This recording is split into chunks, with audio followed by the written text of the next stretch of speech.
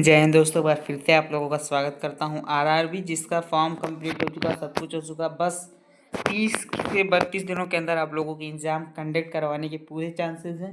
रक्षक बैच मेरा लगातार आप लोगों के लिए मेहनत कर रहा है। फाउंडेशन बैच जिसका नाम मैंने रखा है स्पेशल फॉर ऑल एग्ज़ाम के लिए है, लेकिन प्रॉपर तरीके से मैं आरआरबी ग्रुप डी इस पर मत जाइए। आप इन सभी एग्ज़ाम्स के लिए कवर कर सकते हैं जिन एग्ज़ाम्स में पॉलिटी ज़रूरी है, क्योंकि ये अभी मैं पॉलिटी पढ़ा रहा हूँ। उसके बाद मैं आप लोगों की जियोग्राफी, फिर रीजनिंग और फिर RRB, SSC, all other exam के लिए मैथ वगैरह भी प्रयास करूँगा पढ़ाने का। ठीक है, वैसे मैथ वगैरह मुझे अभी ज़्यादा बेसिक टू क्लियर नहीं है, लेकिन पॉलिटी वगैरह मैं क्लियर कर चुका हूँ।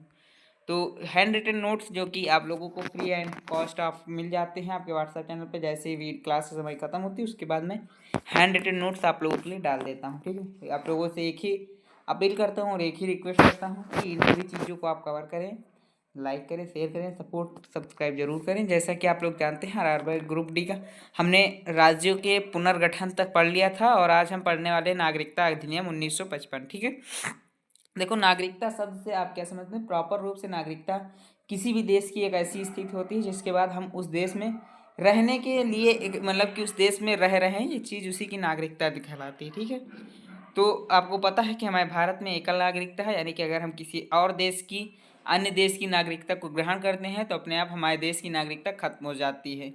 तो सारी बेसिक चीज़ें हैं, उन पर ज़्यादा चर्चाएँ नहीं करूँगा। शुरुआत से पढ़ते हैं और एक चीज़ को समझते हैं। ठीक है, देखो, नागरिकता क्या है? एकल नागरिकता हमारे भारत में है, भाग 2 में है और आर्टिकल 5 से 11 तक है। ठीक है, राज्य भू क्षेत्र नागरिकता निर्भर किस जनसंख्या पे, सरकार पे और संप्रभु पे। ठीक है, ये सब राज्य क्या है? भू क्षेत्र का एक अंग होता है। तो भारत भू क्षेत्र जब तक भाई किसी क्षेत्र नहीं होगा उस जिस पर राज्य नहीं करने वाले को, जब किसी क्षेत्र पर राज्य होगा तो वहाँ पे नागरिक होंगे।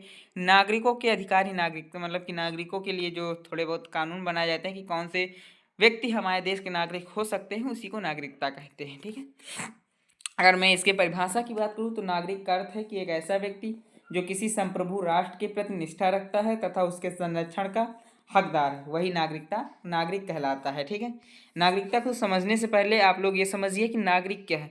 तो नागरिक का अर्थ क्या है? कि नागरिक का अर्थ है कि एक ऐसा व्यक्ति जो किसी संप्रभु राष्ट्र के प्रति निष्ठा रखता है तथा उसके संरक्षण का हकदार है। ठीक है, अब सिटीजनशिप यानी नागरिकता के बारे में अगर मैं बात करूं तो नागरिकता एक व्यक्ति और एक विशेष देश के बीच संबंध है। ठीक है, मतलब कि एक व्यक्ति और व्यक्ति के विशेष देश के बीच की संबंध को क्या दर्शाता है? नागरिकता। भारत के निवासी कैसे होते हैं? या तो नागरिकता लेते हैं, या विदेशी होते हैं, या शरणार्थी होते हैं, या फिर अवैध प्रवासी होते हैं। इसी 4 प्रकार के भारत में निवासी होते हैं। एक तो ऐसे होते हैं तो जन्म से होते हैं, जिन्हें हम कह सकते हैं शरण मतलब कि वो नागरिक हैं, भारत के ही हैं। मित्र राष्ट्र और शत्रु देशों के, विदेशी 2 हो सकते हैं, मित्र राष्ट्र और शत्रु देशों के। और जो शरणार्थी होते हैं वो स्थायी हो सकते हैं और अस्थायी भी हो सकते हैं। अवैध प्रवासी में हमारे स्थायी आवासी तथा रहने की इच्छा अगर है तो अधिवास के स्थान पे होता है रहने की इच्छा। आप पर डिपेंड करेगी कि आप कहाँ रहना चाहते हैं, क्योंकि आपका अपना हक है वो। आप अगर अमेरिका में रहना चाहते हैं तो अमेरिका की नागरिकता ले लेंगे तो भारत की नागरिकता अपने आप समाप्त हो जाएगी। ठीक है, आर्टिकल 5 में संविधान के प्रारंभ में नागरिकता दिया गया है। अधिवास के आधार पर होता था, स्थायी आवास या रहने की इच्छा अगर है आपका स्थायी आवास है तो आपको नागरिकता मिल जाएगी। ठीक है, और कुछ टॉपिक थे जो यहाँ पे क्लियर करेंगे। जिसका जन्म भारत में हुआ हो या संविधान लागू होने के 5 वर्ष पहले से भारत में रहता हो। ठीक है, यानी कि हमारा संविधान 26 जनवरी 1950 को लगा, तो 1945 से अगर वो कोई सिद्ध कर देता है कि मैं 1945 से भारत में रह रहा हूँ तो उसको अपने आप वहाँ की नागरिकता मिल जाएगी। उसके बाद आर्टिकल 6 में कहा गया है कि आर्टिकल 6 में क्या कहा गया है? जो लोग पाक से भारत आते हैं, पाकिस्तान से भारत आते हैं, वे भारतीय नागरिक होंगे। शर्तें क्या होंगी? शर्तें यह होंगी कि वह स्वयं या उसके माता पिता या दादा दादी अविभाजित भारत में जन्मे हो। अविभाजित मतलब जब भारत और पाकिस्तान का बंटवारा नहीं हुआ था 1947 से पहले भारत में जन्मे हो, तब वह भारत का हो सकता है। ठीक है, एटली ने घोषणा की थी 20 फरवरी को कि जून 1948 में हम भारत को आज़ाद करेंगे। अगर ये चीज़ें आपको समझना है तो अगर ब्रिटिश शासन को समझना है तो मैं आपको रिकमेंडेड करूँगी कि द क्राउन नाम की एक सीरीज़ है, 6 सीजन है, उसको पढ़िए। अगर भारत की संविधान को समझना है तो फ्रीडम एट मिडनाइट को पढ़िए, उसमें इस चीज़ें बहुत अच्छे से दर्शाई गई हैं। ठीक है, फ्रीडम एट मिडनाइट पढ़ सकते हैं आप लोग, महात्मा गांधी की पुस्तक है। और अगर नहीं पढ़ना चाहते हैं तो इस पर एक सीरीज़ भी बनी है 2024 में, सोनी लिव ने बनाई थी, मैं किसी और उसको देख सकते हैं। उसमें भी वही चीज़ें दिखाई गई हैं जो फ्रीडम एट मिडनाइट में लिखी हैं। ठीक है, 20 फरवरी 1947 को एटली ने घोषणा की थी कि हम भारत को जून 1948 में आज़ाद करेंगे। लेकिन ऐसा नहीं हुआ था, उससे पहले ही देश आज़ाद कर दिया गया था। एज अ रीज़न आप लोग जब देखेंगे तो आपको समझ में आएगा। 19 जुलाई 1948 के बाद आने वाले व्यक्ति को आवेदन करना होगा, प्लस 6 माह निवास की शर्त होनी चाहिए पंजीकरण के पहले। मतलब कि जब आप भारत में आए हों उससे 6 माह पहले आप वहाँ से रह रहे हों प्रेजेंट रूप में, तब आप रजिस्ट्रेशन करेंगे। ठीक है, ये आर्टिकल 6 में। आर्टिकल 7 में क्या है, जो लोग भारत से पाकिस्तान चले गए हैं और पुनः भारत वापस आए हैं वे भारतीय नागरिक होंगे। कभी कभी होता है क्या कि हम जब देश बंट रहा होता है तो पंजाब का आधा हिस्सा तो बढ़ गया था, तो शुरुआत में पंजाब के लोगों को समझ नहीं आया था, तो काफ़ी ज़्यादा संख्या में वो लोग पाकिस्तान की तरफ चले गए थे। बट कुछ दिनों बाद वे स्वतः अपने इस भारत में आना शुरू कर दिए थे, तब भी उन्हें भारत की नागरिकता दे दी गई थी। जब आप उस देखेंगे तो उसमें ये चीज़ें दिखाई देंगी। नाइट में जाते हैं तथा 2 से 3 दिन बाद मॉर्निंग में चले आते हैं वो, क्योंकि दूरी सफ़र ज़्यादा थी, बीच में बॉर्डर बनने थे, रेड क्लिफ आ चुका था। और रेड क्लिफ जब आया था तो उसके पास समय बहुत कम था और उसने दो सदन बनाए थे, एक बंगाल के विभाजन के लिए, एक पंजाब के विभाजन के लिए। 19 जुलाई 1948 को जब डेट ऑफ परमिट मतलब कि वे 1 मार्च 1947 के बाद पाकिस्तान जाने वाले लोग भारत के नागरिक नहीं रहेंगे। ठीक है, अगर एक बार आप प्रस्थान कर देते हैं तो फिर आपकी भारतीय नागरिकता को खत्म कर दिया जाएगा 1 मार्च 1947। आर्टिकल 8 में क्या है कि विदेश में रहने वाले जो भारत उद्भव के व्यक्तियों को नागरिकता देगा। ठीक, कौन? भारतीय मूल के व्यक्ति। एक शब्द यहाँ पे है मूल। मूल का मतलब हमारा जड़ होता है, मतलब कि आप वही के निवासी हैं। इस चीज़ को प्रूफ अगर कर देते हैं तभी आपको मिल जाएगी।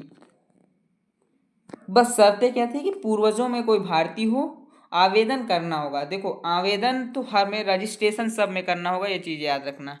ठीक है, यूएसएस जो आर्टिकल 9 में है, जो व्यक्ति स्वेच्छा से या अन्य देश की नागरिकता ग्रहण करेगा उसकी भारतीय नागरिकता स्वयं समाप्त हो जाएगी। मैंने शुरुआत में बताया गया कि भारत में एकल नागरिकता है, यूएसए में दोहरी नागरिकता है। ठीक है, तो वहाँ के लोग यहाँ की भी ले सकते हैं और वहाँ की भी ले सकते हैं। जैसे अक्षय कुमार को आप जानते होंगे, वो विदेशी हैं, तो भारत की नागरिकता भी उनको जल्द, बहुत पहले, ज़्यादा समय नहीं हुआ, 2020 वगैरह के आसपास उन्हें भारत की नागरिकता मिली है, क्योंकि उनके 6 साल कंप्लीट करने थे और वो लगातार रह नहीं रहे थे, आते थे जाते थे, आते थे जाते थे, इसलिए। आर्टिकल 10, संविधान प्रारंभ के समय बने नागरिक आगे भी भारतीय नागरिक रहेंगे। ठीक है, मतलब कि प्रारंभ के समय जो भारतीय थे अगर वो रहना चाहें तो वो आगे भी भारत के नागरिक बने रहेंगे। नागरिकता संशोधन अधिनियम आया था, कब आया था ये? आर्टिकल 11 पढ़ लीजिए, फिर मैं भी बताता हूँ कि नागरिकता के अर्जन करने के 5 तरीके हैं और समाप्ति करने के 3 तरीके हैं। और ये संसद इस पर कानून बनाने के लिए, नागरिकता से संबंधित कोई भी कानून बनाना या फिर किसका हक है, वो संविधान मतलब कि संसद को उसकी शक्ति दी गई है। ठीक है, 1955 में नागरिकता संशोधन अधिनियम आया। उसमें कहा गया कि 1986, 1992, 2003, 2005, 2015 और 2019 ये संशोधन हुए हैं नागरिक संशोधन अधिनियम। ठीक है, 6 संशोधन अब तक हो चुके हैं सीए। ठीक है, 6 हो चुके हैं, आगे आने वाले समय में कितने होंगे मुझे नहीं पता है, लेकिन 1945 का जो नागरिकता का अधिनियम है बहुत पॉपुलर है। उसमें क्या है वो चीज़ें मैं बताता हूँ। 1955 नागरिकता अधिनियम में ये चीज़ें बताई गई हैं कि जो आपको अगर नागरिकता अर्जन करनी है तो उसके 5 तरीके हैं: जन्म से, वंशक्रम, रक्त संबंध से, पंजीकरण द्वारा, देशीकरण द्वारा, क्षेत्र अर्जन द्वारा। ठीक है, क्षेत्र अर्जन मतलब कि आप भारत में कोई ज़मीन खरीद लिए हैं तो फिर आपके और वहाँ पे रहना चाहते तो रहेंगे, धीरे धीरे धीरे आपको मिल जाएगी। ठीक है, लेकिन समाप्ति की 3 तारीख हैं: त्याग कर, निरस्त कर, वंचित होना।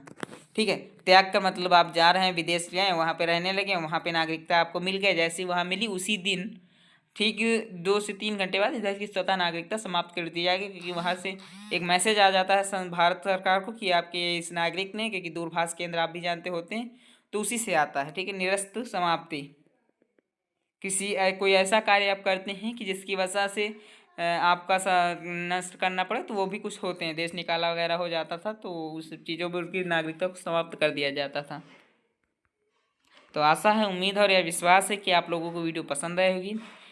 अभी तो शुरुआत है, अभी तक मैंने आप लोगों को राज्यों के पुनर्गठन तक पढ़ाया था, आज मैंने नागरिकता शुरू की। आर्टिकल 5 से 11 तक, और नेक्स्ट वीडियो में मैं इससे आगे ले जाऊंगा। बहुत जल्द मैं आप लोगों को पॉलिटी कवर अप कराने वाला हूं। पॉलिटी के बाद हम हिस्ट्री में कदम रखेंगे, उसके बाद ही किसी अन्य सब्जेक्ट में रखेंगे।